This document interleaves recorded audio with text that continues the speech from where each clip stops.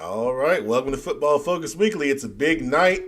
It's a big week of games, and we're going to talk about them tonight. We got playoffs to talk about. We got Pepman's players going to be a little bit later in the show tonight. We're going to change the format up a little bit because it is a big week, and we got a lot to talk about. But we're going to have the crew here, and we're going to have a good time. So sit back, relax. We'll run the intro. We'll be right back with Week 11 of Football Focus Weekly.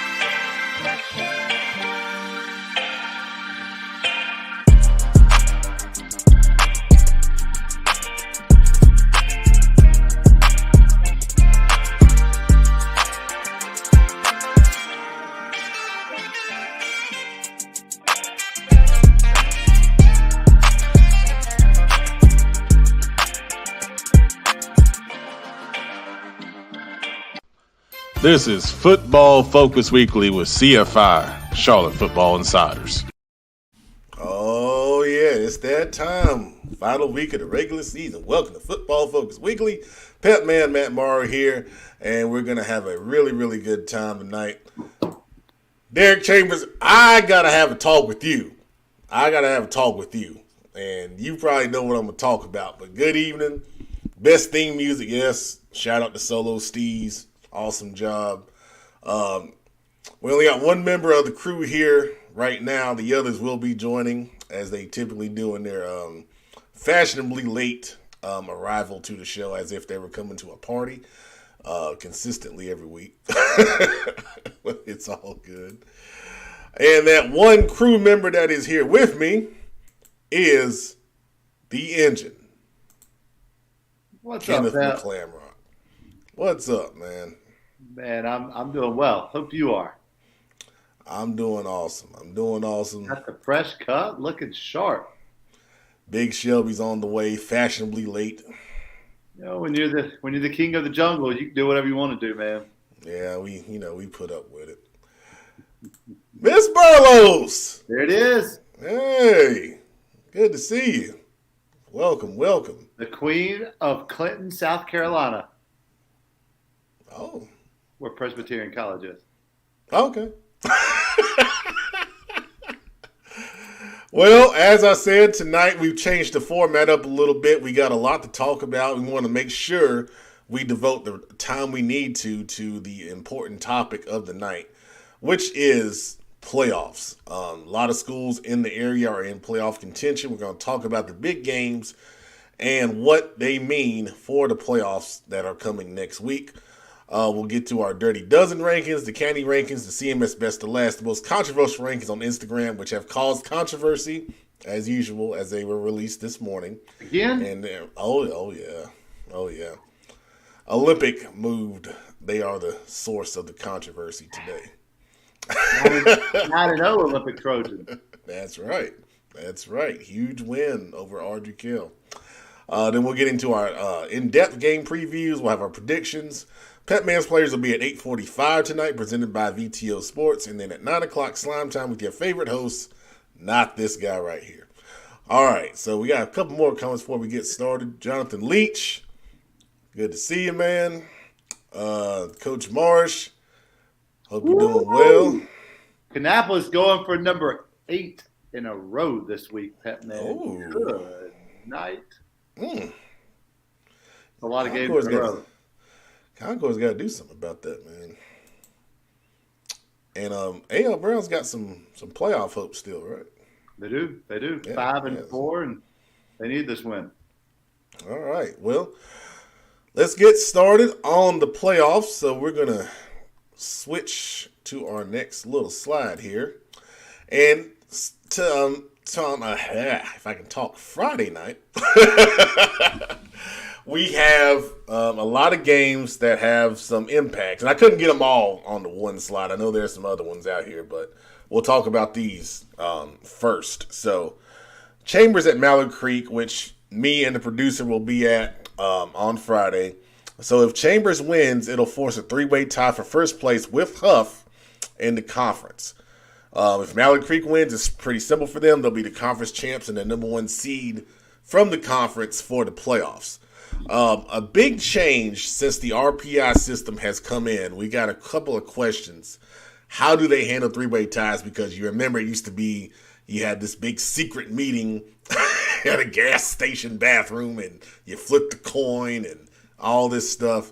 Well, if it gets to a 3-way tie, it's down to the RPI ranking now. So the highest RPI would win the conference then, and then second would be the next, and then third would be the lowest RPI. So we've got the RPI rankings. We'll talk through that in a minute, but let's finish talking through these scenarios first. So that's Chambers and Mallard Creek. That's what's on the line there. Butler and Independence, another huge game, obviously. If Butler wins, they'll be the outright conference champions and the number 1 seed from the Southwest Conference. If Independence wins, we've got another 3-way tie scenario for first place with Charlotte Catholic. So similar scenario right there. We'll look at those RPIs as well and tell you what it could be, depending on how close that RPI is. All right, Monroe and Forest Hills. Sumter Productions will be at that game getting highlights. Winner will be the conference champion, number 1 seed out of the conference. Loser will be the number 2 automatic qualifier from that conference for the playoffs. Pretty straightforward there. Kings Mountain at Crest. Another huge game in Cleveland County. Kings Mountain wins. They will be the conference champions and the number 1 seed from the Big South Conference. If Crest wins, it'll be another 3-way tie scenario between them, Kings Mountain, and South Point. And it'll default back to RPI again. And then Shelby at Burns, the winner will be the number 1 seed from the playoffs and the conference champions. And the loser will be the number 2 automatic qualifier from the conference for the playoffs. One important thing to remember, number 2 qualifying seeds from the conference get seeded with wild cards. In the past, the number 2 seeds used to get seeded first and then the wild cards, but they are seeded together now based on RPI finish. So now, once you have your number 1 seeds, they all get seeded according to their RPI, okay? I know in the past we used to have those random draws and there was always those, what is the word I'm looking for? Controversial. Questionable. Things that took place in back rooms that were trying to set up certain matchups, but that's not the case anymore. It's all based on the RPI. So on seeding Saturday, all the number 1s will get seeded first based on the RPI ranking. Then the number 2 seeds and the wild cards get seeded all together based on the RPI ranking. Oh, there's not a second Oh, wow. Okay. That's much bigger. So that number 2 is basically just going to be a wild card. So they're both going to get in, but that just really makes it much bigger, like Joe just said right there. All right. Before we go any further, we had a couple more guys come in. Zach Seacrest, love what y'all do for the kids. Thank you, Zach. Coach Trotter, CFI best show in town. Woo, big game for Pine Lake Prep Oh over yeah, the we community gonna school talk of about it. Davidson. Oh yeah. If I was a smart man, I'd put that in the video and just, put it out there and just say, hey, this is why we're the best. This is why we're the best. But no, no, no, we ain't all about that, man. Ain't about that CFI. We get out the mud, baby. Jason Bass. What's up, man? And that would have been a good word, shenanigans. Thank you, Coach. Shenanigans. Appreciate that. All right, so those are our playoff scenarios. That at least the ones we got time to talk about. There are other ones, of course, throughout the state. Let's take a look. Oh, I didn't mean to do that. You got a sneak peek right there at the Dirty Dozen coming up in 10 minutes. So let's take a look at these games first off. We're going to talk about them a little bit more in detail later on, but Engine, I'll let you get your thoughts off here. First of all, Chambers and Mallard Creek. You look at these two teams all season long. They've had different kind of pathways to get to this point. It's been really interesting. Chambers coming in as the defending champs of the conference, I should say. There were a lot of expectations around them. With Mallard Creek, we didn't know really what to expect, offhand. We knew they had a lot of potential based on what they showed in the offseason with all their talent at the camps and things of that nature. But, their previous season, things were kind of slow to come together. They were still kind of adjusting to Coach Tinsley's leadership. But now, as you look at it, it seems like these teams have taken different paths to get here, but now we're here, and it's, kind of when I look at the two teams, they kind of win in different ways. You know what I'm saying? When you think about Chambers, you think about the speed and the talent on offense. You think about the receivers. You think about Bubba and his ability at the quarterback position, being a dual threat guy, and them making, big plays over the field. And pretty good defense, Pat. Well, I was getting there, yeah. And then, like we said, on defense, those guys turning you over. You think about Thompson at the linebacker spot, Jackson Bass on the D-line, one of the top guys in the state in sacks. They had a DB last week in Flo that had 2 pick sixes. Don't throw to that joker. Yeah, so you've got all that talent, on both sides of the ball. And you look at Mallard Creek, you look at a team that's defensively led. Literally the defense won the game for them at Huff. And you look at the offense, and and that's, for me, that's my biggest question. What do you get from that side of the ball? Well, this is why all those preseason rankings and the rankings we did 10 weeks ago and 9 weeks ago, that's why at the end of the day, you got to play the game, right? Because 8 weeks ago, people were calling for the head of Coach Tinsley. And look at what he's done since then. He has, they won 7 in a row or 6 in a row. They're playing lights out. They've put themselves in a position to be atop the conference once again, to make a deep run. Pep, you said it, their defense is playing incredible right now. I think that they may be the hottest defense in the state right now. I mean, they've got guys who swarm to the football. They also have a big, huge, imposing offensive line. They've won the past several weeks without the kid at quarterback who started for them those first, 3 quarters of the season. So they're doing it with guys that you didn't know about necessarily 5, 6, 7 weeks ago, which shows the quality of depth that they have at Mallard Creek, which really shows the coaching job that Coach Tinsley and his staff has done. And then you mentioned it, you got Chambers. Not only are they, the highlight superstars, right, on social media, and I say that with all respect because they have so many incredible highlights, but they're the flashy big plays, the big touchdowns, the big pick sixes, the big sacks. They're the flashy football team. Mallard Creek is not necessarily that flashy football team. It's really two contrasting styles here. You've got really an incredible football game. This is why you play the football. This is why Charlotte, North Carolina may have the best football in the entire Southeast. And if you said the Southeast, you might as well go ahead and say the entire nation. This is as good as it gets right here in the nation. You will not find a whole lot of games that are better than this game anywhere in the nation. Absolutely. Let's look at our couple other games before we move on to the dozen.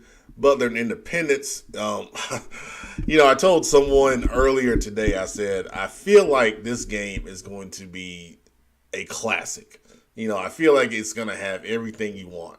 You got two really strong offenses led by two very, very intelligent, offensive minded head coaches in DJ McFadden and Brian Hales. Both of them will have some tricks up their sleeve, in a game like this. Stuff they've showed all season on film, a trick coming off of it, a fake or reverse or something like that, coming off those base plays. And then defensively, we know Butler has all that upper class talent on that side of football.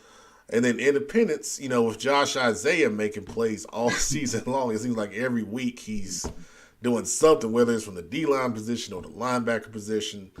And then, the funny thing about it is, you look at this game, and it's a huge rival game, traditional rival game, that, Butler has dominated, for the past, maybe 10 years, I would say.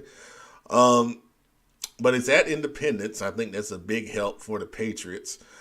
And then I just really feel like it's going to be a one-possession game. You look at their common opponent in Charlotte Catholic. It's literally like 1-point games either way. It's amazing. And I think this game is just going to be one of those games that comes down to the final snap, to be honest with you. I'd be shocked. This is why Independence brought Coach McFadden back, right? This is why you bring back an alumnus who understands how important this football game is. Coach McFadden has played against Butler. He understands how big this rivalry is between the two schools. He's going to have his kids fired up. We saw it. We said it week one where we saw them play against J.M. Robinson. That second half, we just really begin to see things click with Independence, especially on the offensive side of the ball. And they've continued to roll. And minus, one or two plays in the Catholic game, they're that close from being 9-0. Butler, who had a surprise defeat, of course, earlier in the year, has just been rolling since then. You said it, the tricks. Who's going to have that trick up the sleeve that makes the big-time play? I mean, we know Coach Hells is going to have 400 different formations and movements. We know that Coach McFadden is going to – we talked about this after that first game. I loved watching him on the sideline, just how cool and calm his demeanor was as still a brand new coach. That was game 11 or 12 for him in his career as a head coach. Just super cool. The kids play off of that. The kids respond to that. They play like a DJ McFadden, if that makes sense. This is another huge, huge game. Yeah, really quickly, let's finish out the last three. We're going to come back to these and go deeper into these matchups, talking about players and different things like that in a little bit. Monroe at Forest Hills. I'll tell you, Monroe has been putting up points like crazy all year long. Their one loss was to Porter Ridge. Forest Hills does not have a loss this year. Forest Hills, I think, in this situation is kind of like what we said about Olympic last week. They are undefeated, but have they played that signature opponent to say we're legit? I think this is Forest Hills' exam right here. And you got a heck of an opponent in getting it against in Monroe. I think for Forest Hills, their key is going to be time of possession, number one. And then number two, the longer they stay close in this game, I think it puts the pressure on Monroe. I think a lot of people, if you look at it on paper, say Monroe, should walk away in this game. But I've heard, the talk in Union County, there's going to be thousands of people at Forest Hills. It's probably the biggest game that Forest Hills has had in years. It's the 1990s, I bet. Yeah, absolutely. Kings Mountain and Crest. Big Shelby looks like he's ready. We'll bring him on, let him get a little insight on this. What's your thoughts, Kings Mountain and Crest, Big Shelby, real quick? That's a very big game, man. In 2019, when Kings Mountain was very good, and when they was going on their run, Crest was one of the few teams that beat them that year in the regular season, basically in this same kind of situation. Then in last season, when Kings Mountain was going on their run, they was one of the teams that ended up beating them in the regular season too. I mean, it's a big game, man. Kings Mountain is trying to have, to my knowledge, now I'm not sure if anybody wants to quote me on this, one of their first or one of their few very undefeated regular seasons that they probably had.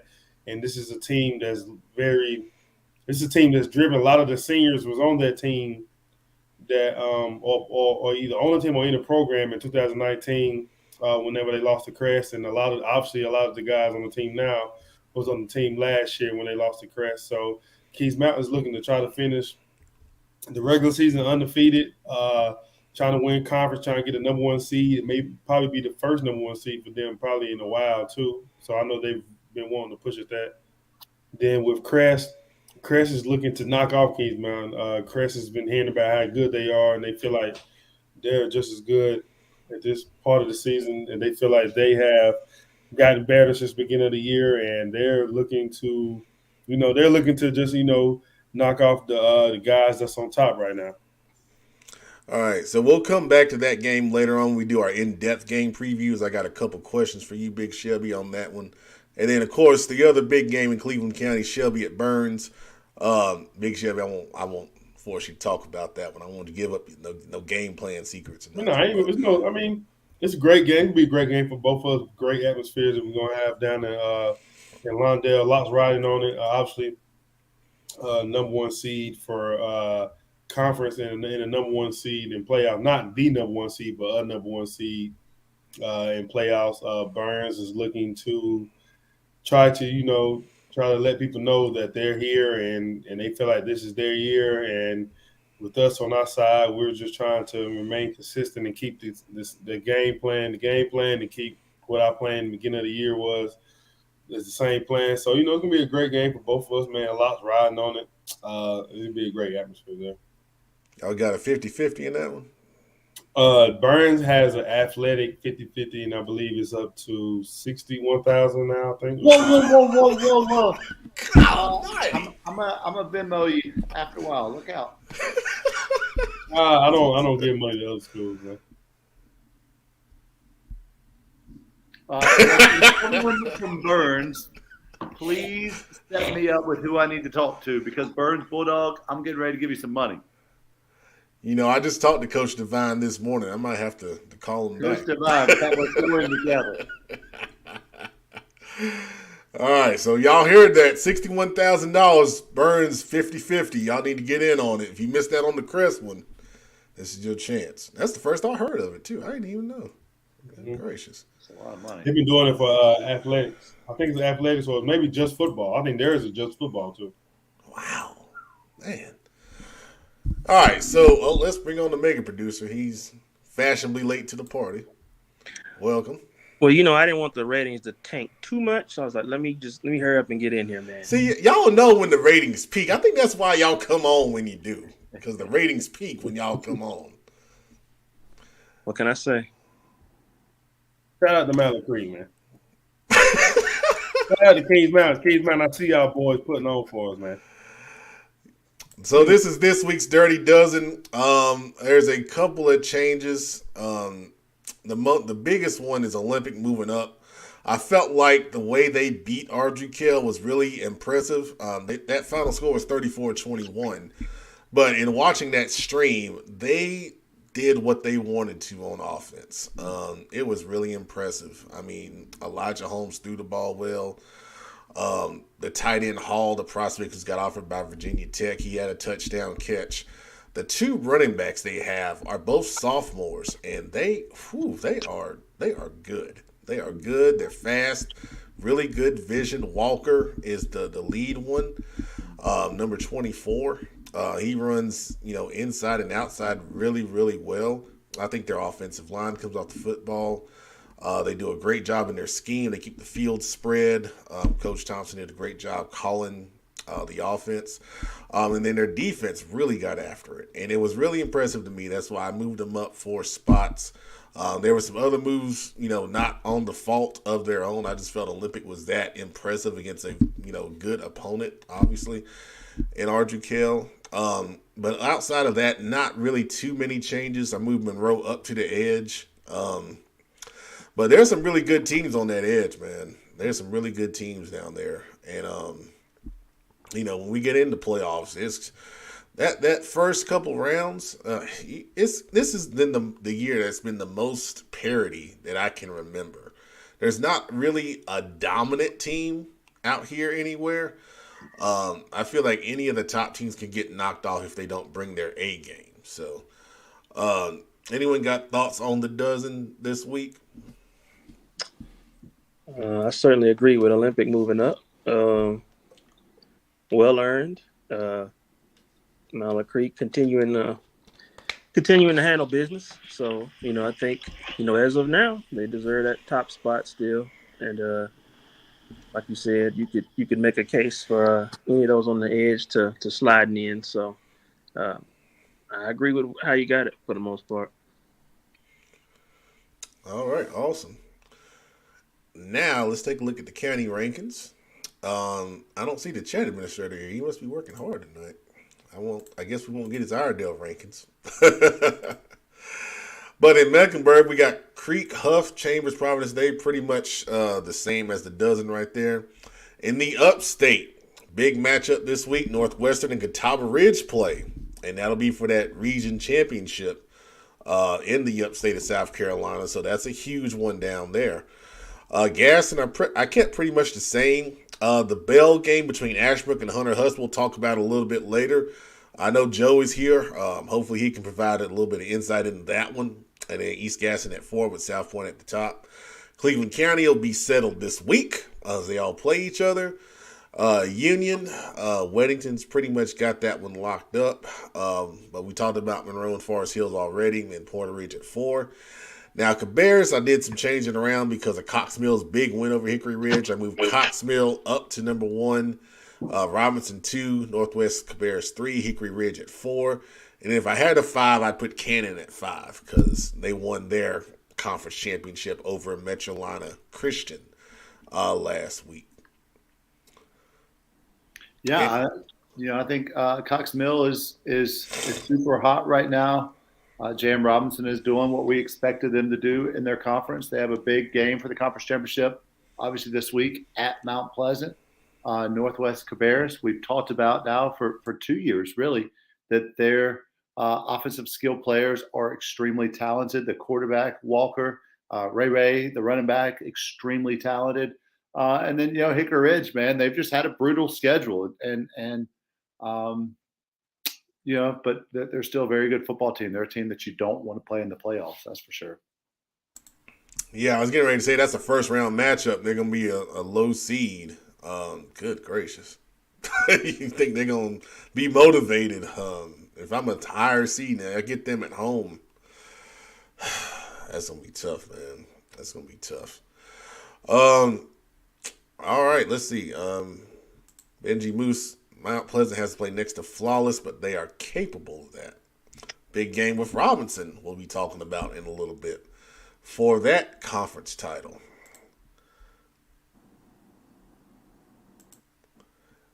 Well, Coach, our chat administrator's not here, man. We don't have Iredale rankings.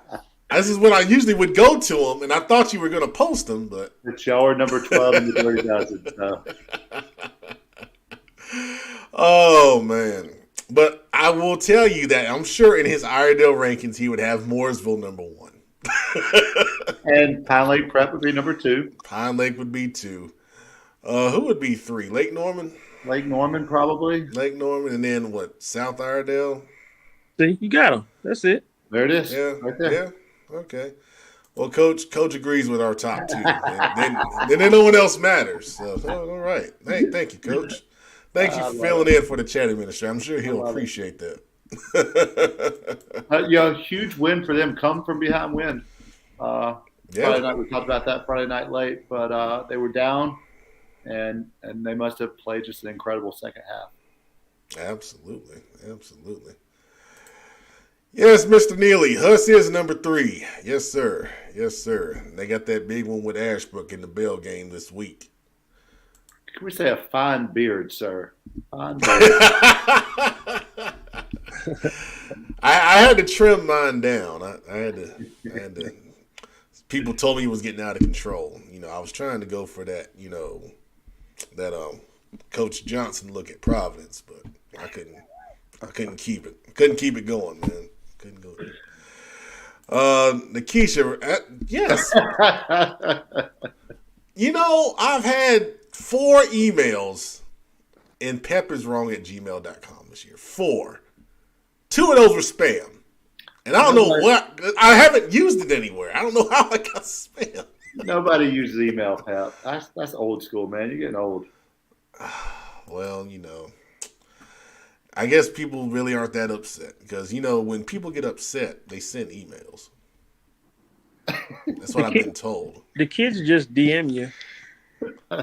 Well, that does happen on Instagram a good bit. Teenagers definitely ain't sending an email. Nah, I'll tell you that right now. Subtweet. So they'll definitely. Well, it's really for the parents. It's Yeah. really for the parents. You got to appeal to everybody. That's why we're on Facebook. That's where the older crowd is. We're on Instagram for the younger crowd, and here, it's. I guess we can always put an ad in the classifieds if we need to. Thank you, Nikisha. Yes. For the 40 and up crowd, yeah, you still email. There you go. That's awesome. That's awesome. I never thought I'd see the day when email was considered for old people. That's God, something. mercy. That is crazy. Because we remember when it started. Right. Yes, absolutely. It was exciting to send an email. Yeah, it was.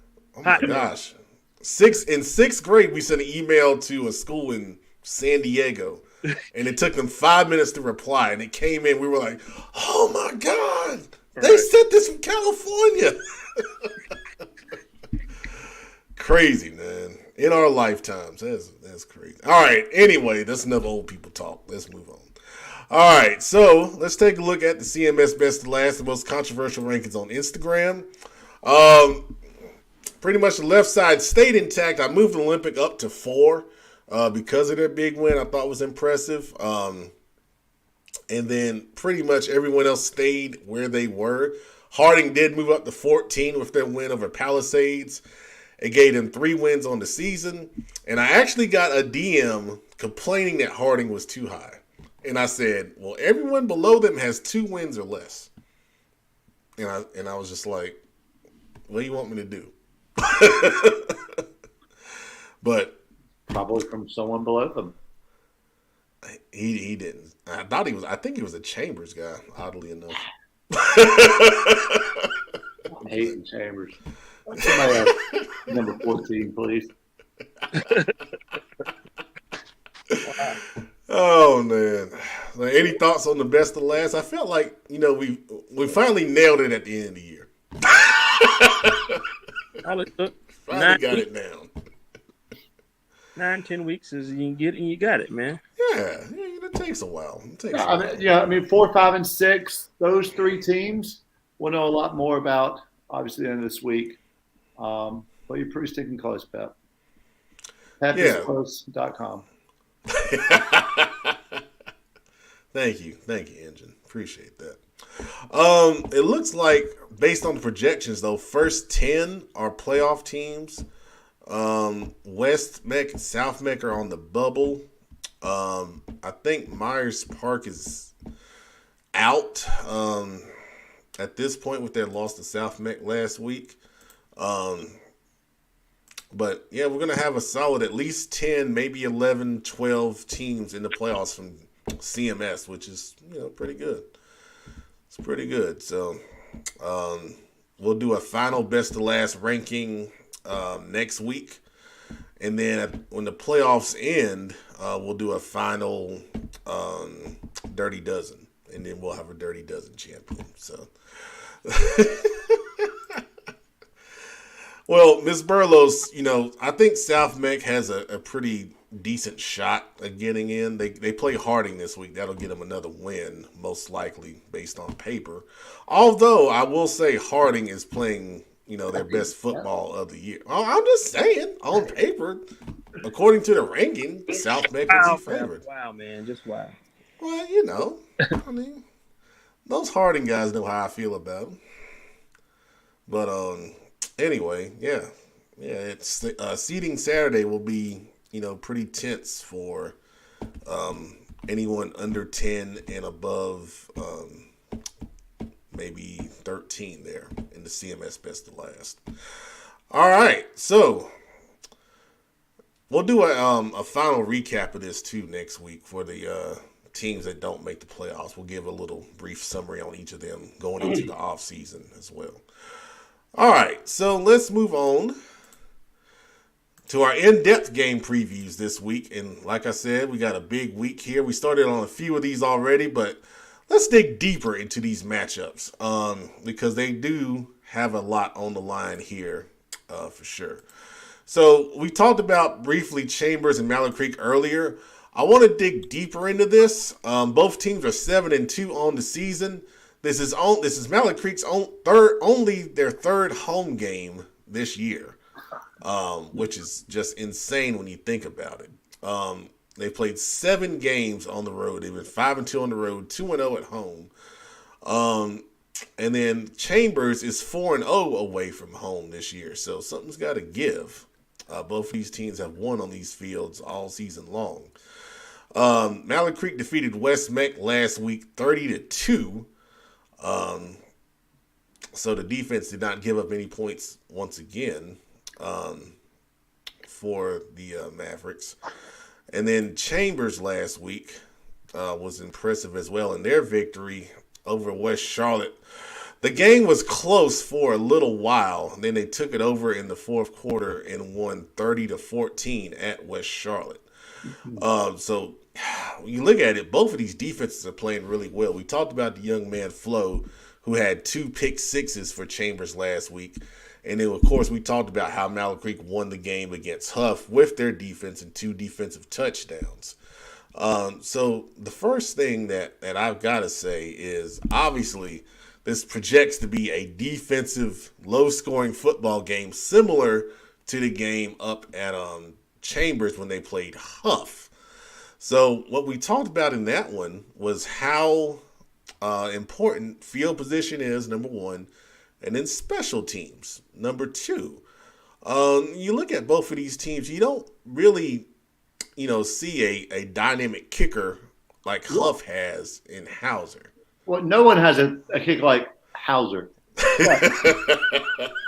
I will say this, Pepman, and when I talked to Coach Lash at halftime of the Hickory Ridge game, one thing that I brought up to him is this is the first time that I've ever seen a Chambers football team that has a kicker who can put it into the end zone on his kickoffs. They've got out a couple soccer kids who are kicking for them. And, we mentioned just a moment ago about how Mallard Creek's defense was lights out. Craziness. Now, granted, Mallard Creek has the South Carolina game, or the Buford game, I'm sorry. Yeah. The Chambers is only giving up 11.5 points a game. And if you count the Buford, Mallard Creek's giving up about 12.5 points a game. So in the defensive department, Chambers is actually giving up less points per game, just to be fair with that assessment. But they're playing lights out. Absolutely. I want to talk about a couple of key players, names that you probably have heard all season long. But obviously, Bubba Camp at quarterback, the dynamic scrambling ability will be very important as Mallard Creek has a really, really, really good, strong pass rush led by Ashan Ali coming off the edge. And then they have a very, very fast linebacking crew led by Michael Short, who's committed to East Carolina.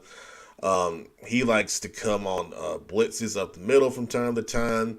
It's been critical for the Chambers offensive line to pick those up and give Bubba some time to hit those guys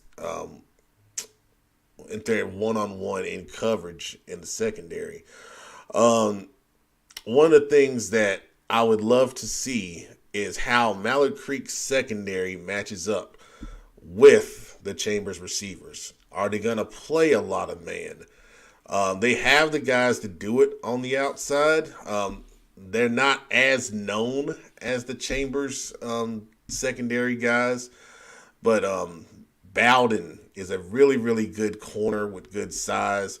I would expect to see him matched up against KC a good bit. I'm excited to see that matchup. He's about 6'1", 185. He's got a couple offers. To your point, Kenneth, Mallard Creek is not as flashy or promotional on social media.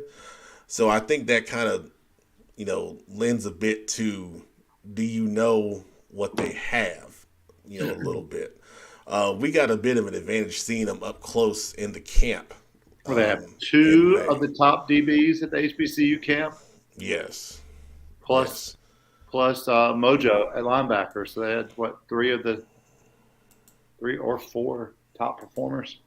Yeah. So the biggest thing we're saying about that is they have the guys to match up, with the Chambers receivers. And we saw that against Huff, because Huff matched up against him pretty well as also. So the thing I want to see is, can Chambers win one-on-one matchups on the outside? And in a game like this, you don't need to win all the time. You need to win when it counts. Third downs, when they take shots over the top, things like that. Darren James Hamilton will play both sides of the ball. He's dynamic as a receiver and a DB. As Kenneth mentioned, he's one of those guys that does a really good job for Mallard Creek. Elijah McCoy, number 40, is a really good safety for the Mavericks. He will be, a big key against that Chambers spread attack. I'm just trying to make sure I hit all the names I want to mention here. Number 20, Darren Morrison. He was the other DB that was top 5 at the HBCU showcase. I'd expect to see him matched up against an Armon Wright or Zion Booker on the offensive side for Chambers. One of the big keys for Chambers, running the ball. How well can they move that Mallard Creek defensive front? Big key. You look at Mallard Creek up front on the defensive line. We talked about Miles Chambers. He had the pick 6 against Huff that helped win the game. He's a big key in that. Jordan Shaw, a stout defensive lineman. He had 2 sacks last week against West Meck. He's going to be very important on the interior pass rush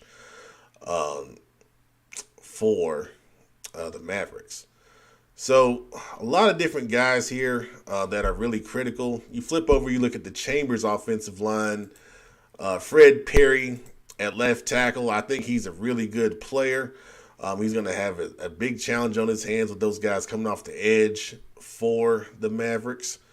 And then across the board, you look at those other guys. They got some really, really big guys on the interior of that offensive line.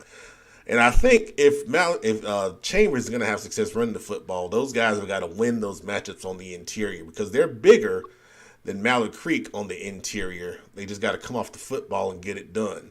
Talking about Jeremiah Blaylock, 6'3", 327. And then I'm trying to find the other young man.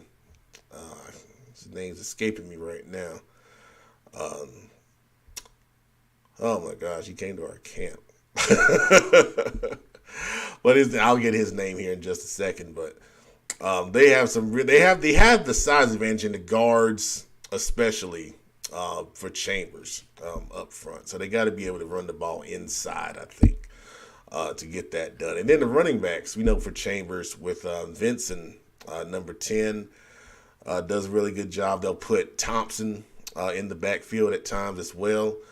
And then I would love to see Chambers get the receivers involved a little bit in the run game. They've done that before with Armand getting in there and getting, a couple carries as well out of that receiver run game. So the chess match is going to be really important in this one also. So we got a couple comments here. Yes, thank you. Jaden Lee at wide receiver. He makes some really really good catches. He's a really really good speed threat on the outside. They use him in the screen game. He can get some things done. Mallard Creek has a couple guys, that can get some things done at the receiver position. The big thing I want to see, who's playing quarterback for Mallard Creek. We know Justin Wheeler has been hurt. Trey Robinson has played some quarterback, and then the young sophomore has come in and played quarterback as well. So I think that will be a big question as well, because that will kind of help dictate what Mallard Creek's offensive game plan for this game may be. All right. Anyone else with some thoughts on Chambers and Mallard Creek? I think I got every player on the roster.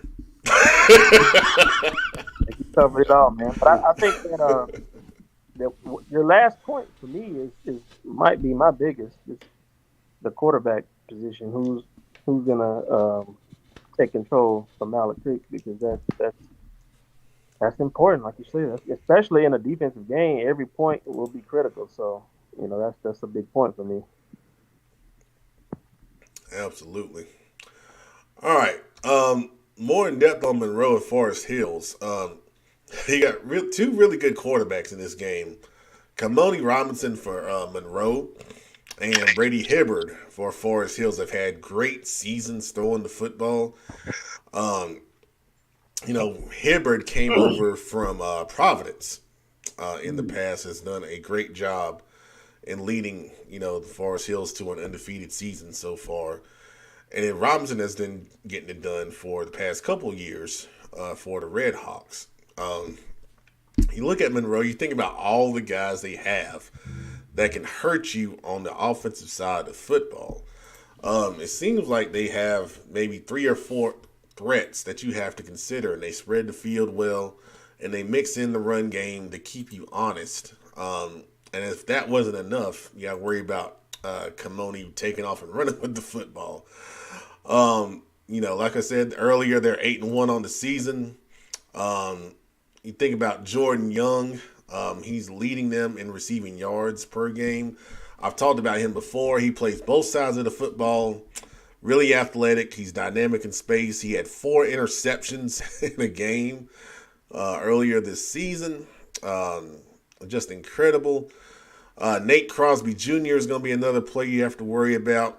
He leads them in touchdowns this year with 21 from the running back position. He can also catch the ball very well out of the backfield. I enjoyed watching his film in the past. They've got some big guys up front as well that make it even tougher to try to handle these guys. 285, Kamari Laney, big time guard. Center Peyton McGee at 284. They help kind of control that interior of the line. Ashton Stevens, big time guard at 260. There's some guy. They even got his receiver named LeBron James. Ain't that something? Wow. Bryce Davis is a really good receiver at 6'2", 192. I really enjoy watching his film. We were looking at evaluating for the Senior Bowl. He's a very good player. So there's a lot of threats here from Monroe, but they got some guys that go both ways as well. I really love Dorian Daniels, who plays some corner and safety, 6'2", 205. He's going to be a really, really good player, I think, on the next level. You start talking about college football as well as now. But Forest Hills has some players too. They got some athletes that you may not have heard about necessarily, because they're not a big school that has typically been in this situation where you follow them a lot. But some guys that really impressed me with them outside of Brady, like we talked about, Jarrell Boulder got a lot of attention in the offseason as a receiver. He went to camps and started picking up offers from ACC schools. He's had a good season. Number 6, Ross Smith, another receiver. He just had a big game. I saw him have a really big game. I remember in the preseason looking at scrimmage film. I picked him as one of the guys that's going to break out this year, and he's starting to do that. Athlete Gabe Crowder, number 11, plays a little bit of everything for them as far as DB, running back. He can play some Wildcat quarterback as well. Those are some of their top threats on offense. Defensively, linebacker Caden Smith is a guy. He's middle linebacker. You got to really keep an eye on. 6'1", 210. Team leader, does a good job. Defensive end Ephraim Deese at 6'4" and 220. Is really a dynamic edge player. He'll play some tight end on offense as well. Up front on the line, Braxton Grace is a big power guy, 6'2", 270. Aiden Smith is a really good lineman. He just picked up his first offer. I think it was either yesterday or today. Cameron Tillman's a good player at the defensive end spot at 6'1" and 210. You have to account for him. But the big thing about this one is, like we were saying earlier, you look at this on paper, Monroe, most people would say would be the definite favorite here, but it's at Forest Hills. Like Kenneth alluded to earlier, it's probably the biggest game since the 90s. There's going to be thousands of people there. The atmosphere, if Forest Hill keeps this close into the second half and into the fourth quarter, this gives them a better chance, in my opinion. If Monroe kind of blows them away, and I don't know if Forest Hills has enough to get into that kind of situation where they have to come back and do those kind of things. So, any thoughts on Monroe Forest Hills? It's a huge game. For so long, Forest Hills was one of the most dominant teams in the 2A ranks back in the 1990s, and they've kind of fallen off in football here recently. They've won some recent basketball state championships with Coach Sides. But they're so talented athletically. I'm glad to see them back on top. Coach Deese is doing an incredible job. Monroe, of course, one of the most storied teams in the state for a long, long, long time. This should be a heck of a game. If you like watching athletes play, this is going to be a pretty athletic game. Absolutely. I totally agree with that, man. Butler Independence, some players to watch. Obviously, Josh Isaiah, number 3 for Independence. He'll play some defensive line. He'll play some linebacker. Number 6, Jalen Springs. He was one of our players at the game we saw in week 1. 6'2", 200. He'll be the number 1 receiver. For a quarterback, number 7, Justin Little. Dynamic sophomore. That's one of my things of this game. Battle of the big-time sophomore quarterbacks. Zach Lawrence for Butler, and then Justin Little for Independence. Someone asked me earlier this season which sophomore was better. And the big thing I said to them was, it's all about what you want. Justin at 5'11", 170 is perfect for that system they run at Independence, the RPO system, where they do a lot of that. Zach is your prototypical drop back pocket quarterback. He can run if he needs to, but you think of in that mold, that's what Zach is, and that's Justin is a little bit different. So it's all about what fits what you're looking for. Number 10, Quentin Reddish for Independence is a good size safety prospect, 6'3", 185. He has an offer from Missouri. Tight end Will Brown, really dynamic. Wins a lot of awards in the camp season. He's really good hands, runs good routes. Those are a few of the guys from the skill perspective for Independence. Khalil Hoke's a really good defensive lineman up front. And then on down the line, just looking at those other guys up front. That's the thing with Independence. You look at them up front, they don't have the huge guys, but they got a lot of stout, strong guys. And those guys move well, they hold the point well, and I think that really helps them offensively, executing those schemes. And you flip it over to Butler, on the offensive side of the ball. Of course, we talked about Zach, and how talented he is. He holds an offer from Boston College. And then on the skill side for Butler, we got to talk about Mekhi Carter, because he put on a show when we were there against Catholic. He scored 3 touchdowns in the fourth quarter, number 5. It's really come on this season into his senior year. Number 4, the Quadre Currents. I think it's going to be big time. He's only a sophomore, but he's made plays all season long. Number 3, DJ Horton runs hard. He's one of the hardest running backs I've seen run this season. Number 10, Eli Sylvester's a senior. He makes big plays. He made big plays throughout his career when they needed him on the offensive side of football. Of course, on the defensive side of football, you got the Coleman brothers, Jaden and Ian. Ian's more of a defensive end, outside edge type. Jaden's more of a middle linebacker. Number 8, Peyton Scott coming off the edge at 6'4", 215. He also plays some tight end. Safety prospect, number 11, Philip Harris had the big interception against Catholic. He's going to be a big guy to watch for those guys. And then Jalen Juice Jones, committed to Georgia State, had a big catch on the offensive side of football in that comeback win against Catholic as well.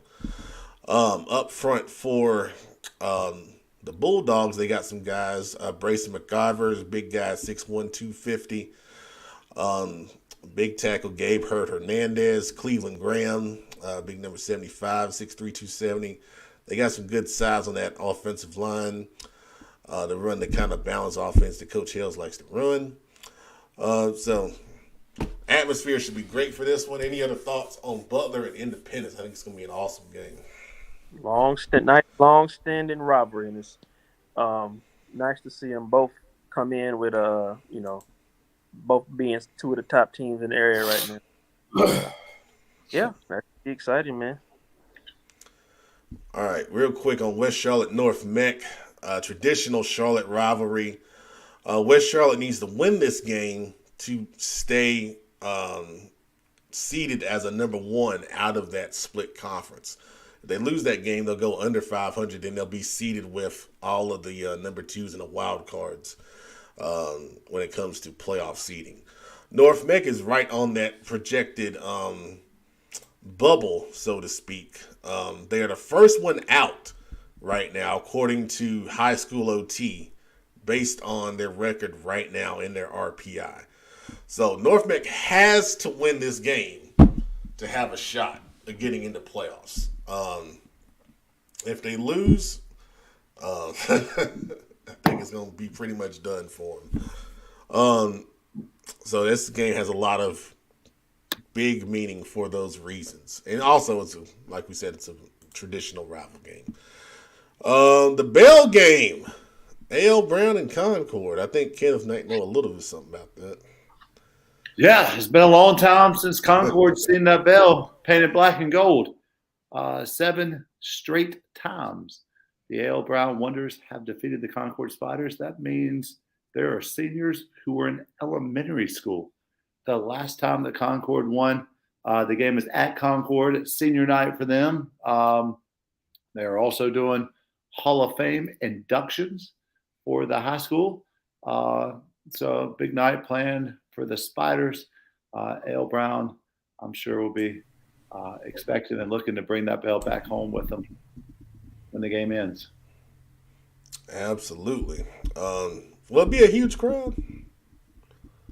I think it's when you've lost 7 in a row, Pep, you don't have a whole lot of huge crowds. It's been a long time since Concord's had a huge crowd. Duly noted. All right. Pine Lake at Community School of Davidson. Obviously, this is a huge game in the Catawba Shores Conference. We've been talking about these two schools all year long for, it seems like, different reasons. We talk about Pine Lake. It's been about, the defense. They've had some guys do some, nice things on offense, but the defense has been the big story. Only giving up 52 points all year long. And, I mean, good gracious. Like 5.5 points a game? Maybe that. Can I say it again? Coach Trotter may be the most underrated coach in all of CMS, and maybe beyond that. I agree because, a lot of people don't talk about these schools, but, we try to shine a light on everybody, and it's really deserving. We've been to Pine Lake before. Of course, you've seen them this year. They play good football. They played really good football. and it's entertaining. It's You know, that's entertaining, and I don't and they think a lot got of people talent. They got they have talent. talent, and I don't think a lot of people understand how tough it is as a coach to go from a 4A school like a North Meck or Lake Norman, where Coach Trotter had been previously, to a 1A school like Pine Lake Prep, and you go from having 100 plus kids in your program to having 40 kids in your program. It's a completely different way to think, how you organize practice, how you organize your game plans, and all that being said, I told you, when I went and watched him play, they had 6 guys going both ways, and he still played at a tempo on offense. He wasn't super complex on defense. They don't have to be, but their guys knew where to line up. They played extremely aggressively. They swarmed to the football on defense. It's a different style of football. It's tough to make that adjustment from everybody plays only one side of the ball to all of a sudden everyone has to play both sides of the ball, and you have to completely change the way you practice Monday through Thursday. Shout out to both those guys. The quarterbacks in this game are tremendous. The wide receivers are tremendous. I talked to one of the officials for this game, and I told him he better bring his running shoes because he's going to be doing a lot of running in this game. Yeah, talking about a couple of those guys to look out for on Pine Lake. Talk about quarterback number 12, Nick Reed. Also plays some defensive back for Pine Lake. Gabriel Bolivar, running back, also plays some defensive end for Pine Lake. Noah Murphy will play some running back and DB. The big guy to watch here, you talk about the receivers. Aiden Ziegler is a big receiver to watch for Pine Lake. And then their linebacker, Hudson Stalin. Coach Trotter said some really good things about that young man all year long. You look at the lines of scrimmage, Ryan Conatillo has done a good job on the defensive line for these guys, as well as Jack Smith, who Coach Trotter has really been high on. Has had some really good games from the defensive line perspective.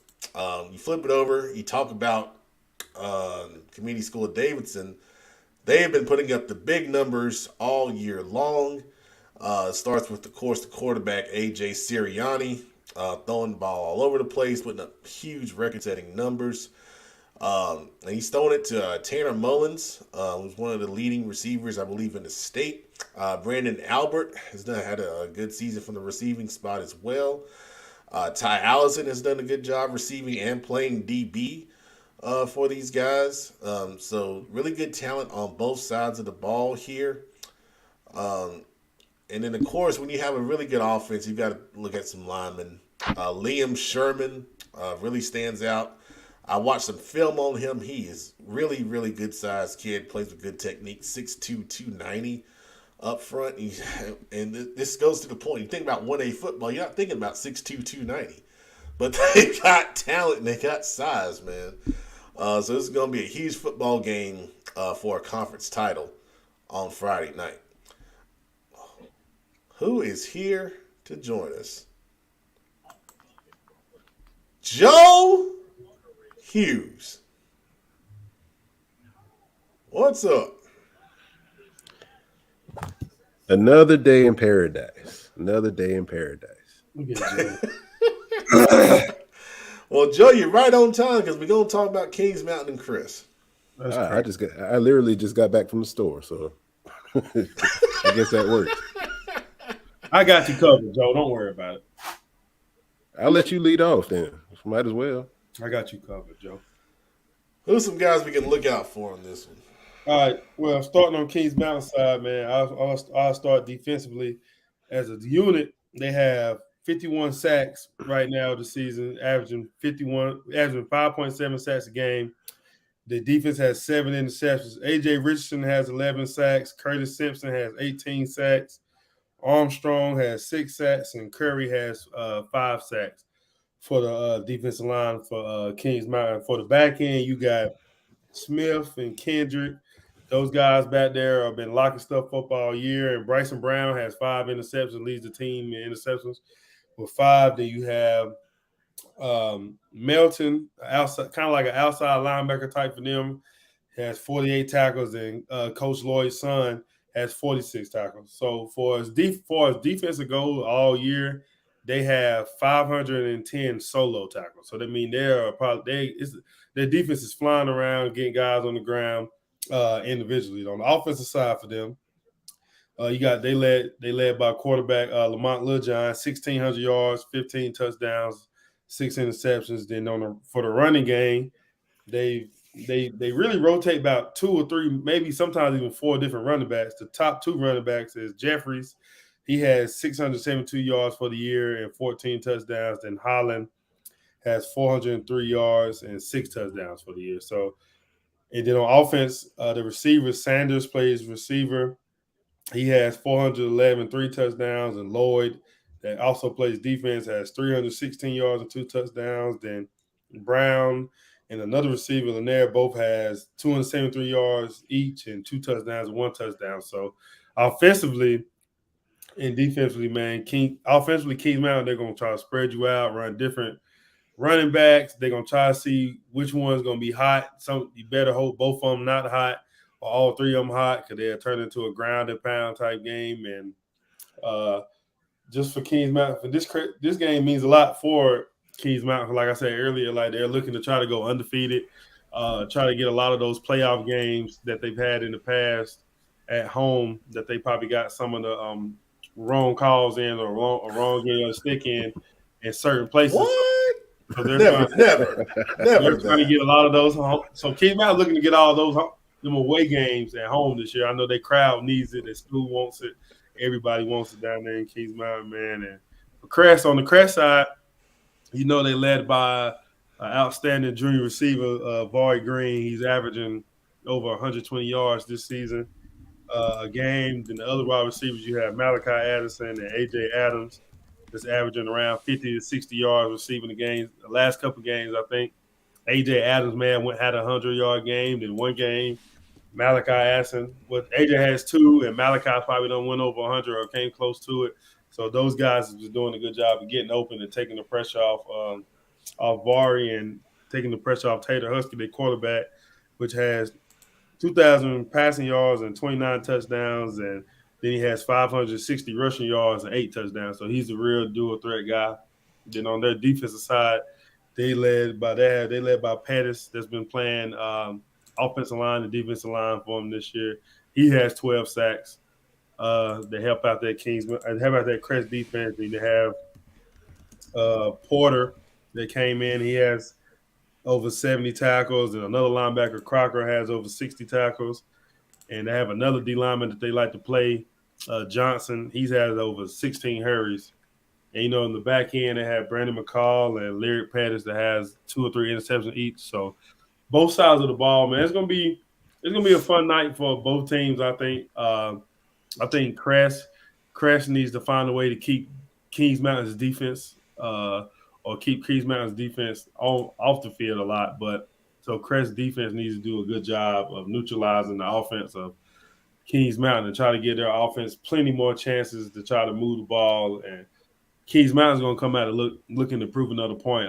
They've hearing from other people that other teams' defenses may be better than them in the conference. They're taking a lot of things personal. They're taking a lot of things personal from other coaches in the conferences, other teams in the conferences. So, this will be a great night for them to try to prove another a point that they had. Go ahead, Joe. Yeah, funny thing is, a lot of that frustration and a lot of that kind of came out last week against Ashbrook. I heard a lot of that on the sideline. They're like, who's not the best defense? And the crazier part is about that first half. They didn't even have none of their huddle film was getting relayed to the sideline. They were just doing all of that off the cuff. Just like, hey, just run it. And they just dominated that first half. That's probably the most impressive first half I've seen all year from a team. That was the one that Kings Mountain just had against Ashbrook. For Crest, is going to come down to whether they can stop the run. Kings Mountain wants to turn this into trench warfare. They're better equipped for it. And if it turns into that, you better prepare for a heavy dose of Jeffries, a heavy dose of Kendrick, a heavy dose of Holland, because those guys they're just going to continue to get the ball, and Lloyd is going to continue to feed them. And then you get them in a 3rd and long. They're going to run everybody deep. and then you're going to just have Lloyd come across on a little slip screen. So it's going to be there's going to be a lot of things that Crest has to do defensively to try to win this football game. But it's also going to come down to I think Kings Mountain. This is probably going to be Kings Mountain's biggest challenge on the back end that they've seen since probably week one with Shelby. They were able. We'd say Burns because of their offensive weaponry, but they didn't have the dogs up front to kind of neutralize that. Yeah. That'll be a question for whether Crest can do that this week as well. But if you send too many bodies over to Javarius Green, AJ Adams and Malachi Addison have learned from that South Point game that, hey, we have to step up and make big plays, and Natavius Husky has to make those big throws. Mm-hmm. So it's a good match, a good game of matchups, but it kind of turns into a simple football game. Very good. Very good. Thank you, guys. Let's stay out there. Shelby and Burns. Guys to watch in that one. You want to go ahead? From my side, for Shelby, man, I say get some guys to watch. Our quarterback, Dalen Lee, wide receivers, Isaiah Bridges, Jakeem Hamilton, Eli Falls, and Marlon Daniels. I'll be looking out for those guys. And our running back, Bryson Key, who he's looking from talks with him in practice. He's looking to have a signature game. He really hasn't had one this year because of how offensive passing has been so dynamic. He hasn't really had a lot of games where he can just run free and probably get over 100 yards. So he said he's looking to try to make a statement on the ground for himself this week. Defensively, we have Tyler Boyce, Jay Pierce, Jay McNeely. We have linebacker play with Nick Norris and Drew Hollifield, and we have TJ Griffin and Cam Anderson, Kenny McGill in the back end. So we have a lot of guys that's looking to they've been friends with the Burns guys. They grew up together. A lot of those Burns guys was part of the group that beat I believe the seniors now. Either the seniors now or the juniors now in middle school when they had a chance to try to win a middle school championship. So all that stuff still lingers. All that stuff is still on their mind. And on Burns' side, Burns has a lot of different weapons, man. On offense, they led by quarterback Ben Mooney. Their running back, Mr. Norris, Mookie, that I feel like he's probably the most underrated player on their team. Probably pound for pound strongest, too. Yeah, he's most underrated. I think him. And then you have also a receiver. You have Ryan Thompson, who's their best playmaker, and Kahari Surratt on outside playing receiver, LJ Allen playing receiver as well. That plays both ways, wide receiver and DB. Then for them on defense, you have Kahari Haynes, Strombo Kid. You have the safety. I can't think his last name, number 11. He's a real good physical Lamont safety. Wilson. Yeah, Wilson's a very good physical safety that they have. LJ Allen in corner, Ryan Thompson playing defense. So they have a lot of guys over there at Burns, a lot of athletes. So it's going to be if you're looking for a game where you want to see a bunch of athletes on athletes, this is one of the games that you want to come to and see. Yeah, the fun thing about this game is especially the past few times, what you think you really have no idea. You think that Shelby's going to air it out and throw for a bunch of yards through the air, but the past several times it has not been that. They've actually won the football game with their ground game, which kind of brings Bryson Key into the situation. It's also been kind of characterized by what Burns has not been able to do in the trenches as well, which is where Shelby has really dominated the football game, or especially getting pressure of the quarterback. Malachi and Santana were difference makers in last year's football game.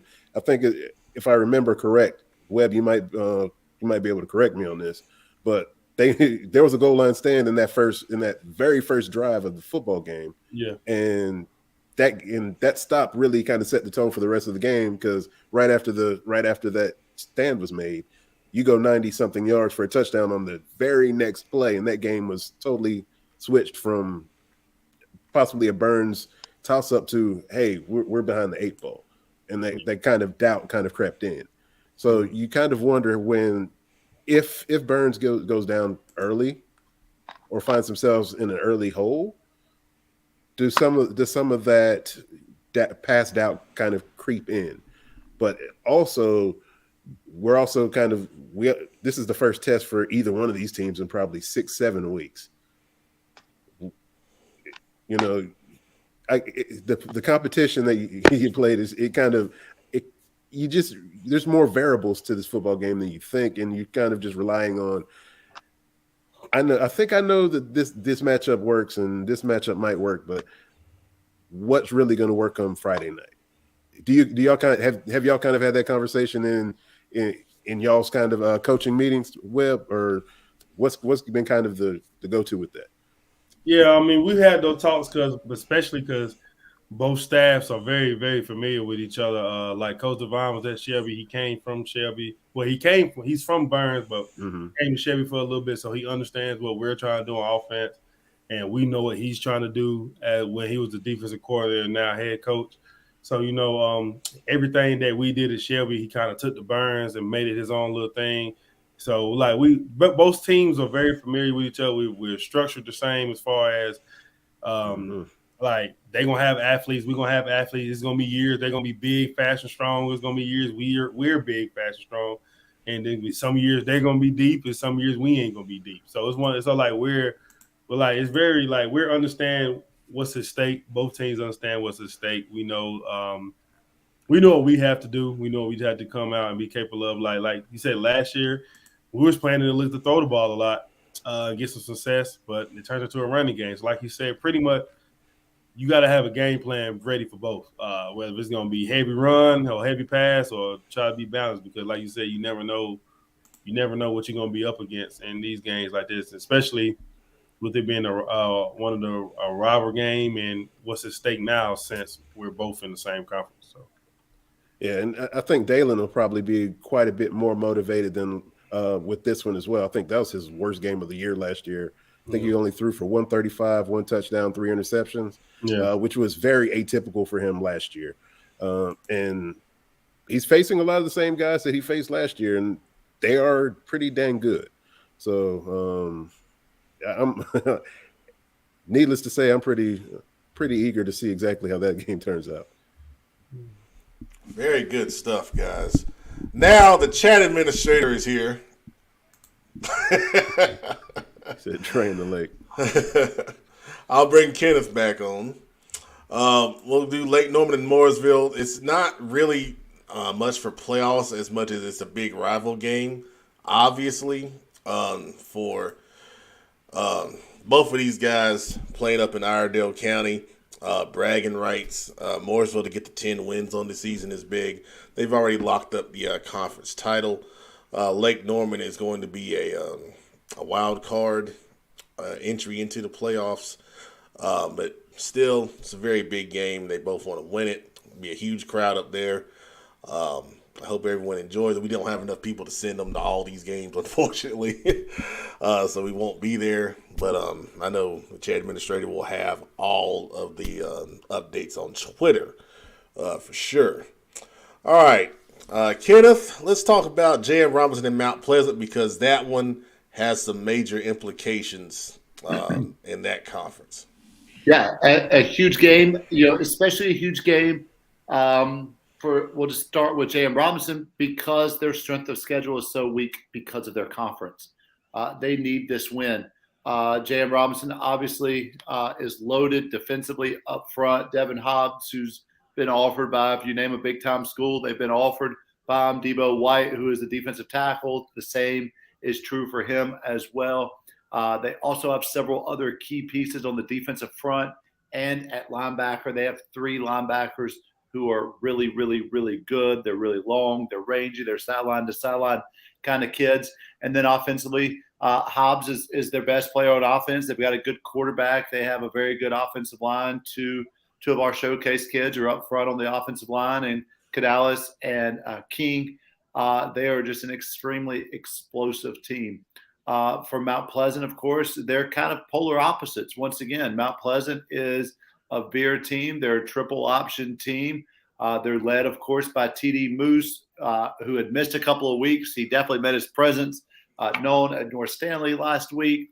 Is just a grinded out, hard-nosed kid who always falls forward, who always delivers the hit, who always hangs on to the ball. Their quarterback played extremely well last week. He had a 25-yard run versus North Stanley. And defensively, Mount Pleasant is getting better. They're not going to wow you with their speed. They're not going to wow you with their athleticism. They're not going to wow you with their size. But Mount Pleasant teams, for the longest, swarm to the football, and they hit you hard, and they do things correctly. It's a huge win.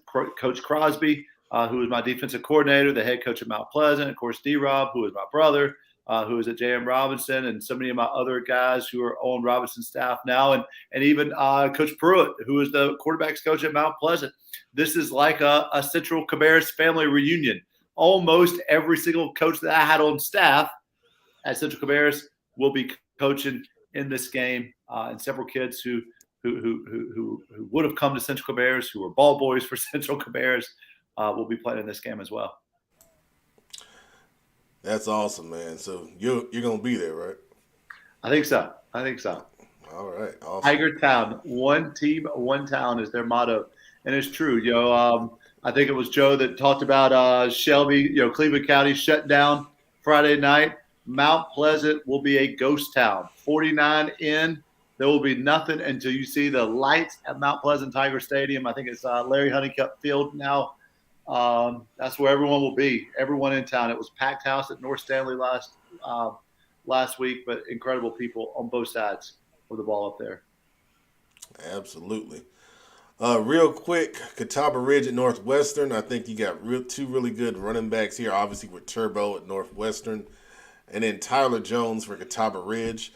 The thing when you look at Catawba Ridge, man, they are just a really good, well-coached team. Like, they don't have a lot of star players. I like the linebacker, Brody Tessamel. He had a great highlight when he was jumping over the pile at the goal line to make a crazy tackle last week. But, we've been to a couple Catawba Ridge games in the past. I think Coach Linyak and those guys do a great job in coaching and putting those guys in a position to be successful.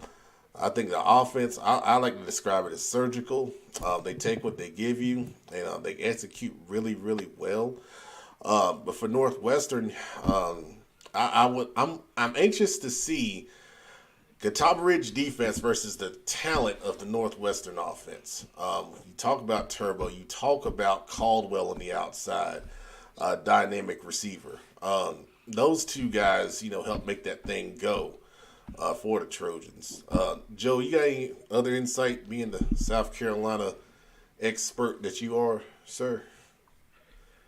Yeah, I was just impressed last week with how Turbo really kind of took that game over with his ability to run the football. And I think we've seen probably maybe only one or two defenses really kind of hold him down, one of them being Gaffney, who is on an absolute tear right now. But Turbo, I really think that he's going to really have a kind of signature game this week. It just has that feel. Absolutely. I think we hit, let's see, which one we did not hit? Oh, the Bell game. We got to talk about the Bell game. Yeah, the other one. That's right. I don't want people coming after me from Kannapolis. They already hate Kenneth, so I don't need to be in that. I just work to provide motivation for the A.L. Brown Wonder football team. You ain't been in a video this year, man. Not at all. I'm wondering, do they even do videos this year? How many videos? I've been in more videos than Coach Newsom has for them here the past couple of years, and I haven't been in one at all this year. Even Coach Lash forgot about me over there at Chambers, man. I'm really feeling like I need to pick my game up this year. Well, we got to say some controversial stuff, man. I think, we got to give someone some energy here. If the scabies comment can't get controversial, I don't know what else can, Pep. So Hunter Hudson Ashbrook. When you look at the RPIs here, and then the projections, Joe, they're both like in one of they're both in the last 5 in the playoffs. That's right now. Yeah, so whoever loses, you think they're going to be out? I have a feeling. You really get that feeling, and that's kind of what both coaches or coaching staffs are really kind of stressing to their football teams that hey, this could really be it for us if we don't win this football game, and it's really going to come down to who can run the football better. Carmelo Best has had an awesome senior season. I think he's over 1,200 yards now. He had close to 150 last week against Kings Mountain. Two big runs. The question is, can Hunter Huss produce enough against that Ashbrook defense to really take Ashbrook out of what they want to do? And that's really just hammer away with Bess and Sincere Sanders Moss and Jameer Fox. Make them put the ball in the air, and then maybe that secondary can make a big play. They have 7 non-offensive touchdowns this season. So you kind of lean Ashbrook, but anything can happen in these type of football games. Oh, yeah, absolutely. You think it's going to be a big crowd? Talking to Coach Eccles, he said, just looking at that's the Ashbrook athletic director, that is. Mm-hmm. He said ticket sales, at least online thus far, are promising. So okay. I definitely hope so. Yeah, I do too, man. I do too. It's a great traditional rivalry in Gastonia. No, both teams have not been, at the top of things here. But be very excited to see how that one, comes out. Big Shelby, you want to add anything on Huss and Ashbrook?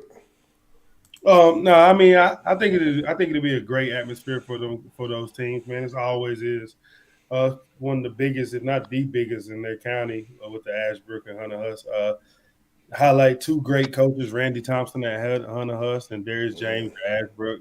Those guys are homies, man. So it's good. They're from Gastonia, being able to coaching at those 2 prominent schools in Gastonia will be big for the community, big for the city. Man, I think it's going to be a great night for those guys, regardless who wins, who lose. I think they always like going against each other, man. Just keeping that Ashbrook and Hunter Huss rivalry alive. Yeah, and Ashbrook's also honoring their 2002 championship team as well. So they're going to be captains for the coin toss and be honored at halftime. So aside from the actual football game, that's a pretty big deal as well. Yeah, that's really cool. And that team, correct me if I'm wrong, Joe. That team got hot in the playoffs. They were like a 6-5 team in the regular season. That is correct. Yeah, that's awesome, man.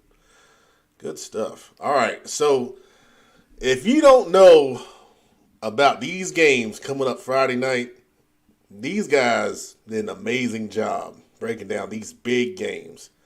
And I'm going to tell you right now, you pick these games and you get it wrong. I mean, not us, but, we do our own thing. But if you picking these games, you get them wrong, and you watch this, you ain't pay attention.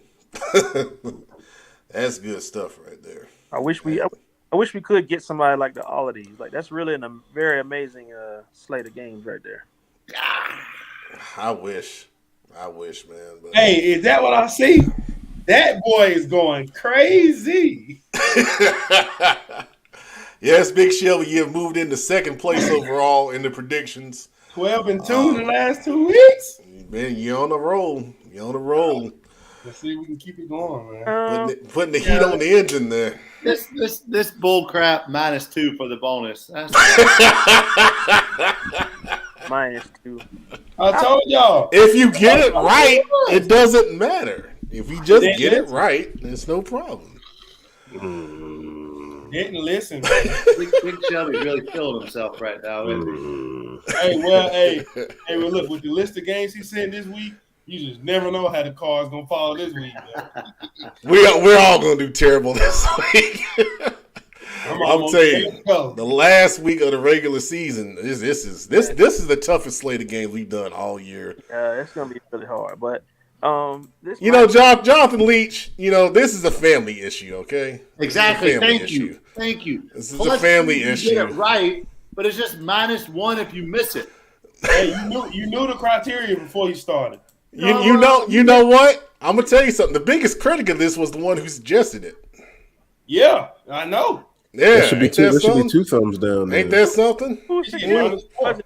I didn't suggest it. Yes, you did. I didn't say -2. Yes, you did. I would never say that. You did say it. Don't make me pull the tape. You pull it right now. Hey, Pat, hold on.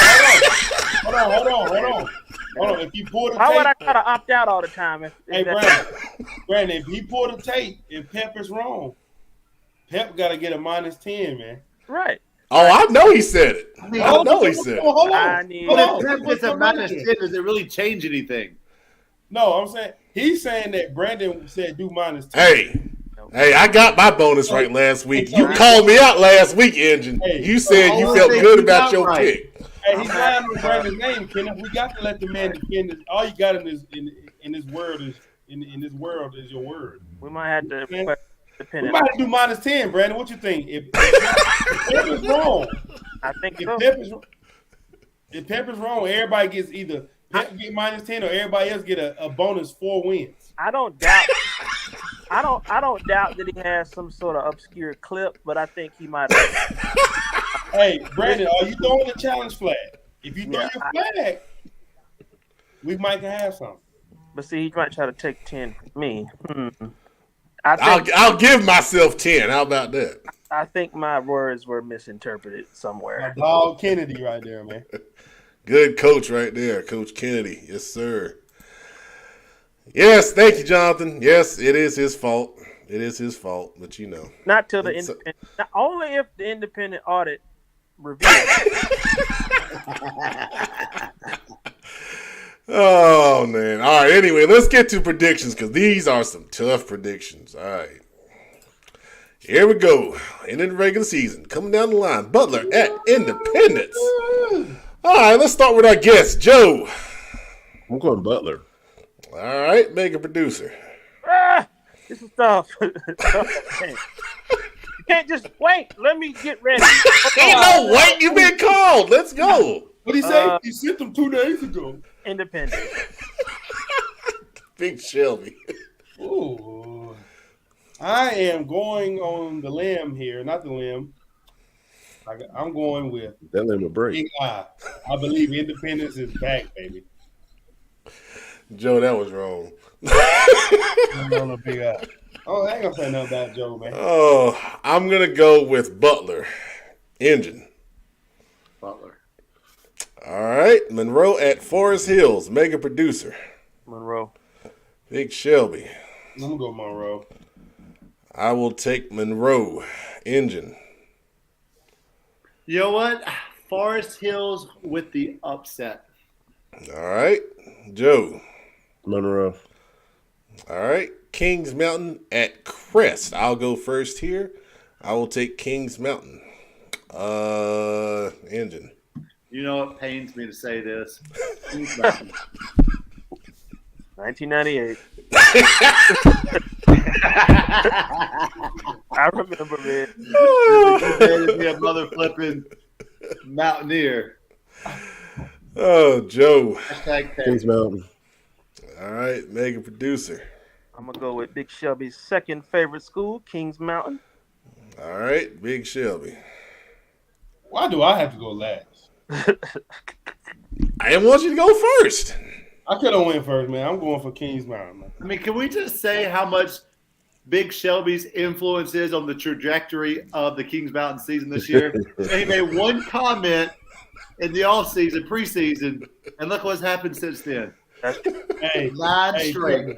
Hey, look, trust me. I hear about my comment when they're not even playing us. I be like, goodness gracious. He called them Queens Mountain and can't hear Hey, the end all of I'm it. saying, hey, if they win state, I better get me a ring or something. They give you a T-shirt.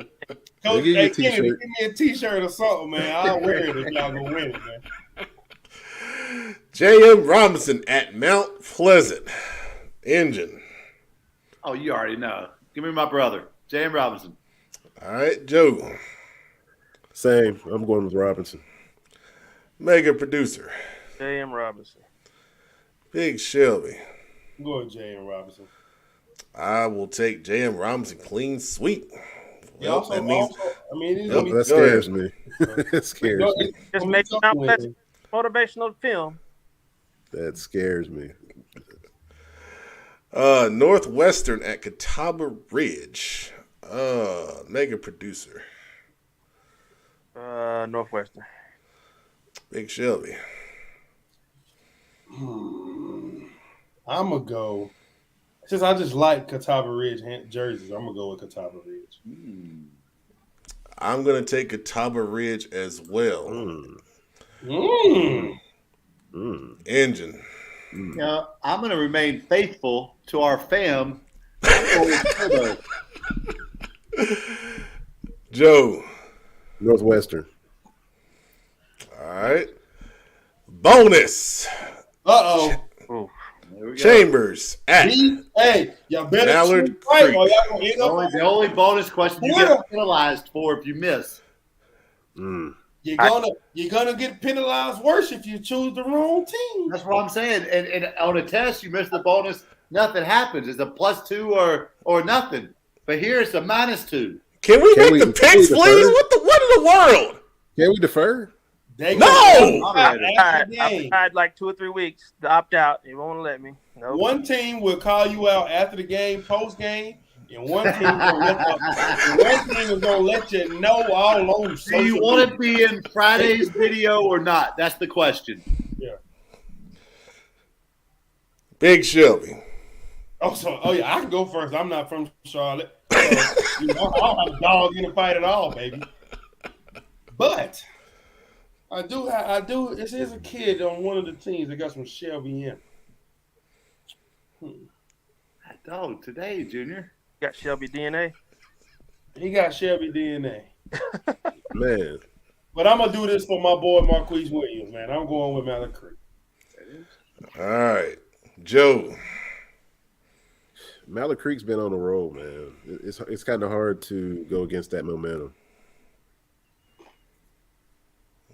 Mega producer. Oof. Toughest single pick I've had to do all year. Beware. You're gonna be at this game, so beware. Right. And you might be in a video. Get that light on your face so we can see. Hey, get that light on your face so they can know who you are. Oh man. For the reasons, I'm gonna go like the reasons, kind of the same thing, momentum. So I'm Mallard Creek. Woo. Engine. Is that Mallard Creek?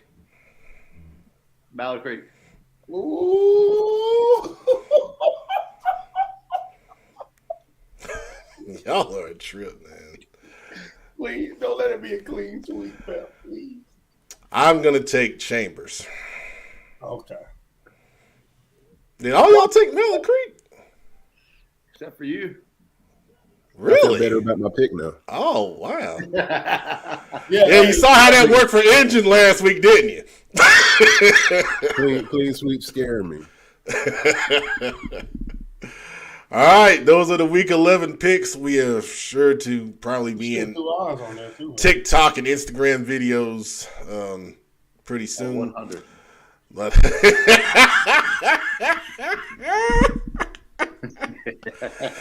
as I just said it, there you go. There it is. Next Gen's already got his stuff rolling. He was probably screen recording while we were taking. Cutting it up right now. I will go on the record and say I picked Mallard Creek because Next Gen ain't sent my photos yet. And that was in August when we had that photo shoot. See? He ain't sent my photos yet. Share the photo, please. Please share the photo. Comment section going up. Oh, God. Oh, man. Too funny. Okay. Well, since we changed the format, I'm going to fly through Pepman's players real quick, and then we're going to do Slime Time. So hang tight. We're going to do Pepman's players, sponsored by VTO Sports. Great place in the off season to get your camp on. Check out VTOsports.com. Last week, Eastern Land outside. Oh my gosh. Offensive lineman Caleb Shugart. He's big right tackle. He had at least 6 pancake blocks in their first win of the season over South Rowan. South Meck, big win over Myers Park. Wide receiver Michael Nesbitt. 2 touchdown runs out of Wildcat formation. And he had a beautiful catch. Make sure you go check that out on social media to set up another touchdown.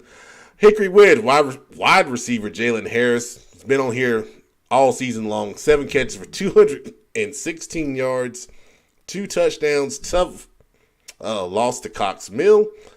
Conversely, Cox Mill linebacker Sam Cower had the big-time forced fumble in the fourth quarter late, set up the winning drive over Hickory Ridge, 34-31 for Cox Mill.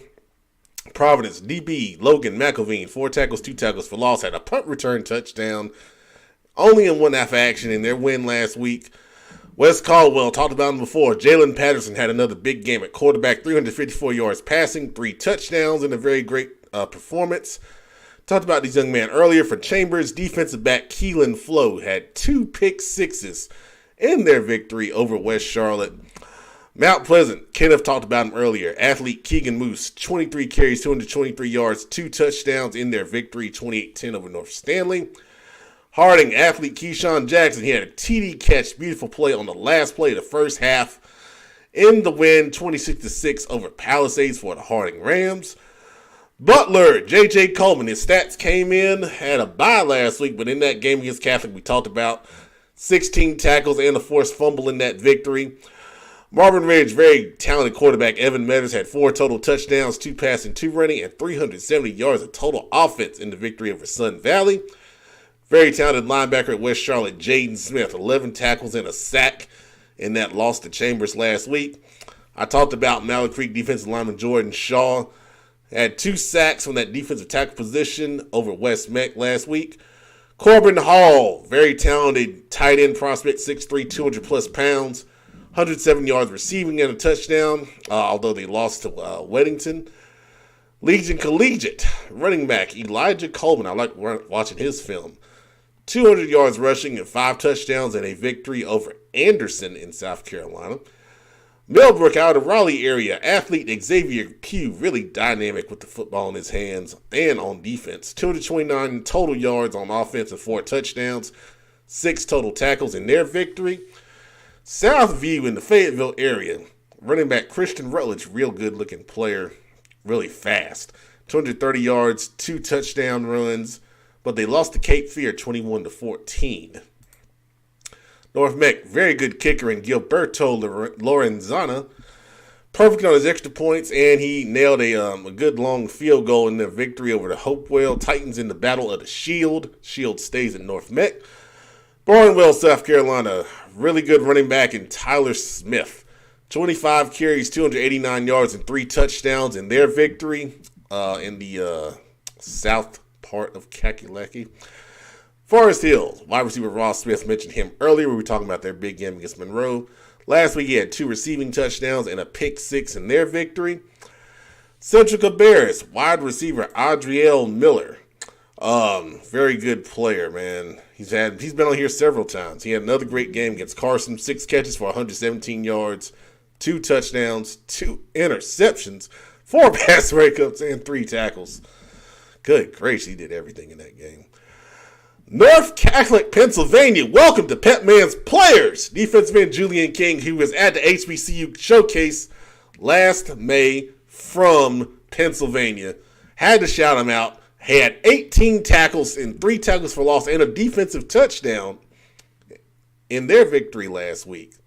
Getting it done up in PA. Good job, man.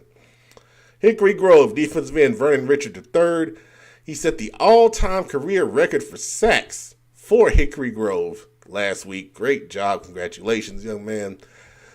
Green Level, running back Simon Sadler, 28 carries, 231 yards, and 2 touchdowns, and a big performance last week. Congratulations. Pine Lake, talked about Jack Smith earlier. We were talking about their big game up against Community School of Davidson. 6 tackles, 4.5 tackles for loss, 2.5 sacks, and a forced fumble in their victory last week.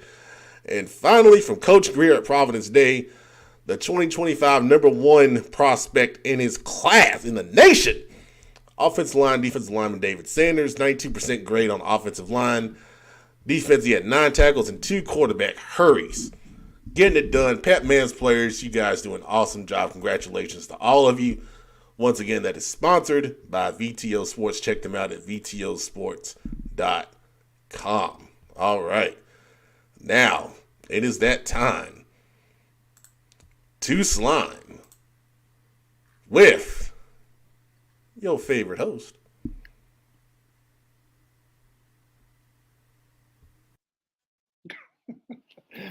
What's up, guys? You know what time it is. It's the time where we let some things off of our chest. It's the time where we let the world know exactly who the person is or the people are or the organization is who didn't do you quite right this week. Just a little thing we call slime time, where you get to let somebody know exactly how you're feeling. You know what? Since we got him on this week, Cowboy Joe, Mr. Joe Hughes, who are you slamming on tonight? You forgot the title of diaper changing champion. I think I think I sent that to Pep earlier this week. But anyhow, just sifting through, going from state to state, looking through different high school football scenes. I love doing that. Louisiana, Alabama are 2 of my favorites. But just kind of sifting through a little of that, came across a little fracas that happened at a Franklin Parish and Carroll High School football game. Apparently, you had some coaches in the press box using profanity, got kicked out of the press box, and from there decided to have a slight melee in the stands. God knows. Those coaches have apparently been suspended for the rest of the season, and their team was undefeated. The worst part about it probably is during their little fracas, both teams are on the field watching them just act a total daggum fool. So that coaching staff for Carroll High School in Louisiana, y'all are getting slimed for just being total imbeciles.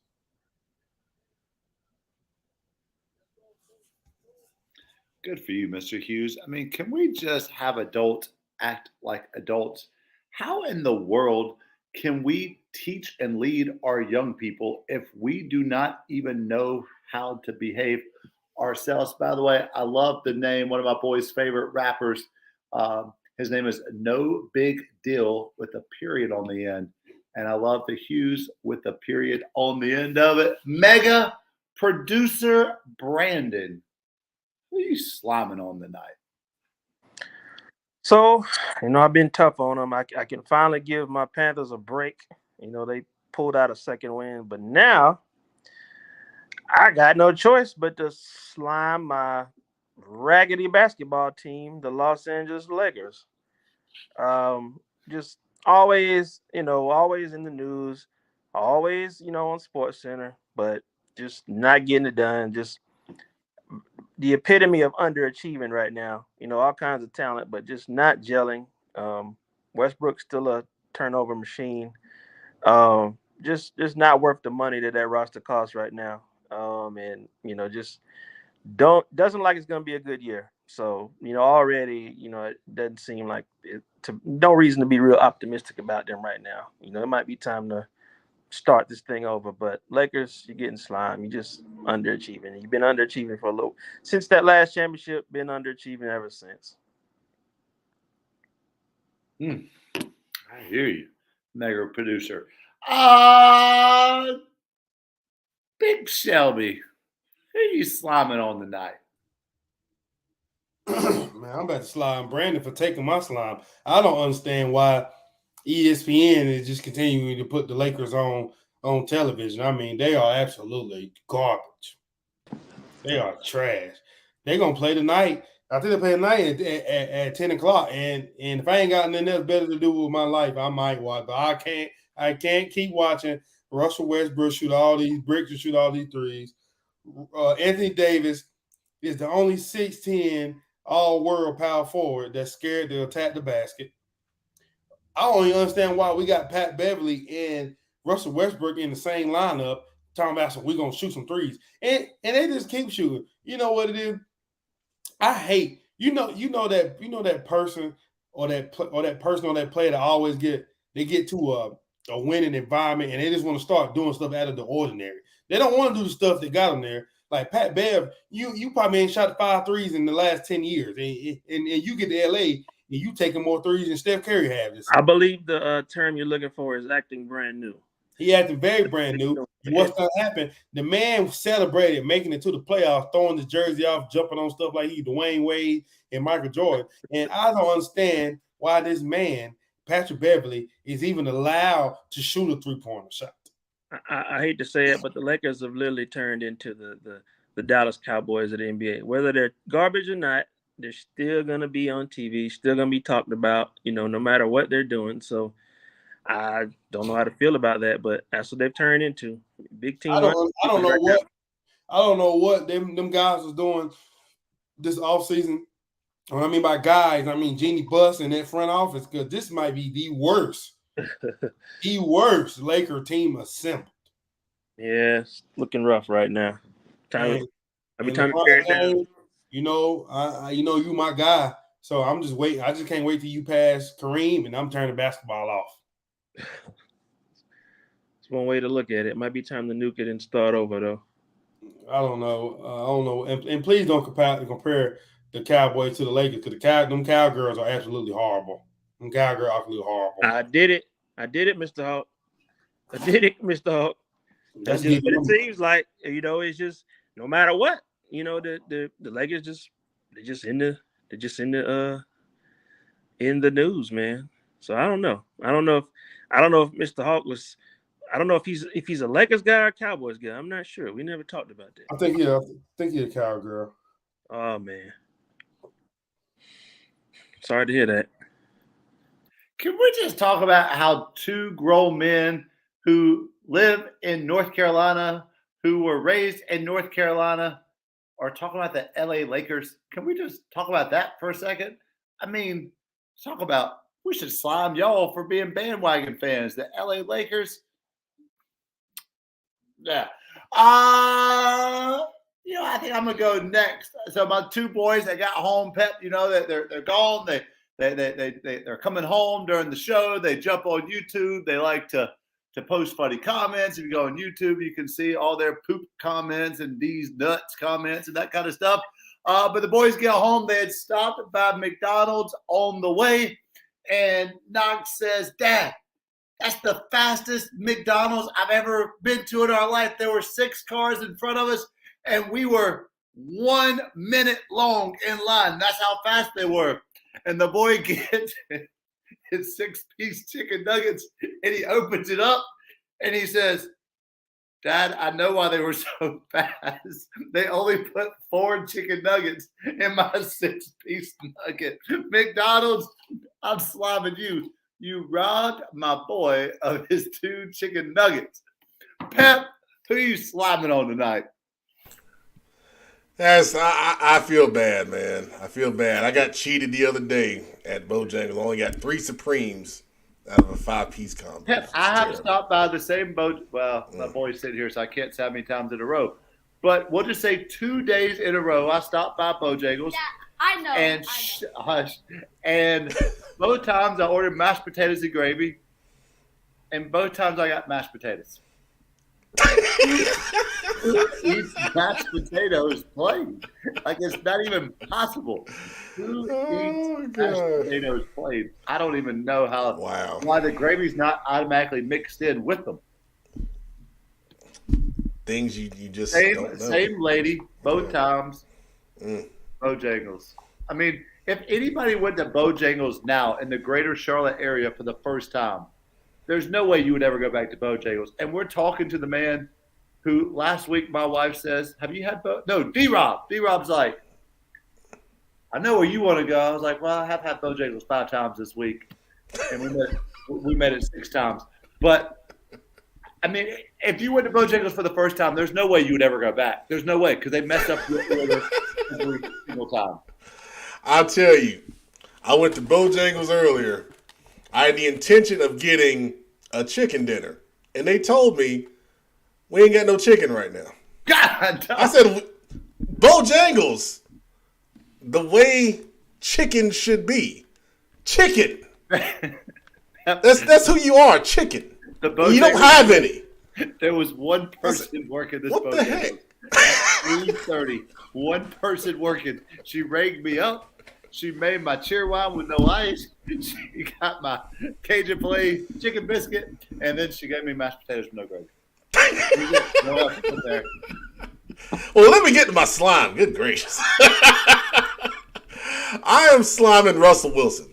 I don't know if y'all heard this story. It might have just came out today, but I was reading ESPN, and they were talking about how Russell Wilson was working out, trying to get ready to play in their game. I think they played Thursday night this week or something. And he said while his teammates were sleeping, he was doing high knees for like 4 hours. And I'm like, okay, why is this even important? But then you keep reading the story. It says, he's trying to do this thing where he's trying to eliminate wasted seconds in his life. And one of the things he's trying to eliminate is going number 2 all the time. He said that he's eliminated going number 2 down to once or twice a week. It has increased his sex drive and his physical performance, and it allows him to take and absorb hits better on the field because of all the waste inside of his body that has not been expelled. Russell Wilson, what the hell is wrong with you? I'm so glad he's not our quarterback in Carolina. I'll take P.J. Walker over that any day. Good gracious. You slimed. Go get out of here. Go back to Denver. That's a weird guy, man. Yeah, one of the boys used to get really cocky when he was little. That's a great comment. That's true. He's a weird guy, man. He's always come off a little bit weird, but I think my God, you're just seeing it, man. I hope it's not CTE, but I don't know. But man, you know what? Talking about a struggling NBA team and not winning the championship and all that. That's one thing to watch your team struggle. But Kenneth really put it in perspective. Getting cheated out of 2 nuggets is way worse than dealing with I'm gonna tell you that right now, man. That's way worse. Yeah, that's an overpriced meal right there now. Right? That's you ready to fight with somebody? Where all them Clem Rock boys at? Where they at? Hey, next time, look, next time that happens, you tell your dad turn that car back around. I wasn't with them. Well, you say, Mom, we getting them nuggets back. Right. I feel like at that point you owe me like 2 extra too if I got to turn around. Yeah, right? Exactly. I want some complimentary nuggets at that point. Complimentary apple pies or something. Yeah. One time, I think I told y'all about this. I had a bad experience, and I submitted an online complaint. And don't you know they called me, and they sent me a free extra value meal coupon in the mail. So, Kenneth, that's what you do. Well, all of my complaints to Bojangles on Twitter have gone unnoticed. Now, that one time you got a gift card, remember? That's true. That is true. That's that's true. I gotta cut them up and put them out there. And we got the gift card to Church's Chicken too. Right. Yeah, we sure did. I don't even eat Church's. I don't even know where Church's Chicken is.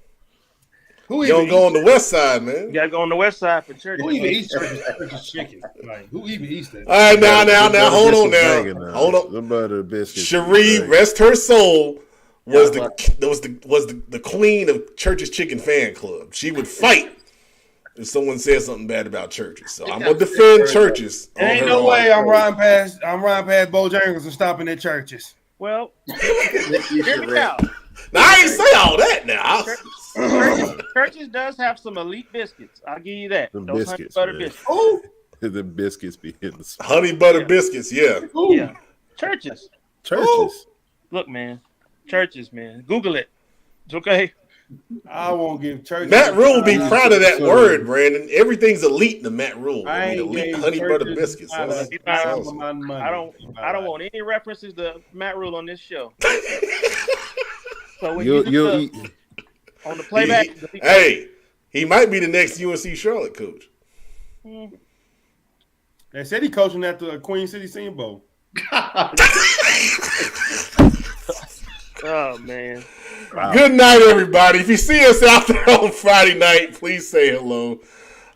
Me and producer will be at Mallard Creek and Chambers. Kenneth is going to be at J.M. Robinson and Mount Pleasant. And then Joe, where you going to be?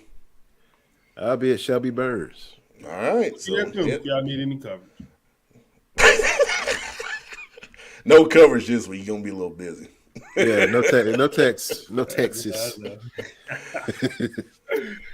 right.